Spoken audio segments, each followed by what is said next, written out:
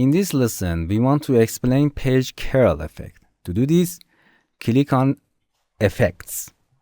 Here is a list of the effects. We have two general modes for using these effects. The effects here are for when the photo was captured or imported into software and then apply. And you can be controlled at them at any time and change them. But the same effects are exactly in the main software in effect section. The only difference is when they are applied. These effects must be set before and applied during capture, but you can still change them. To get started, let's start with the main effect here. Select a photo that has already been imported and then click on the page curl to execute it. In its settings, you can specify the location of the curl,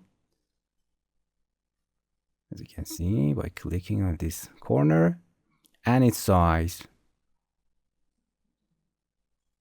You can change the canvas color by right click canvas color and change the color that you want. Okay, if you want to apply this effect, click on apply. And if you want to use this effect many times, add it to a list as quick effects by hitting this button.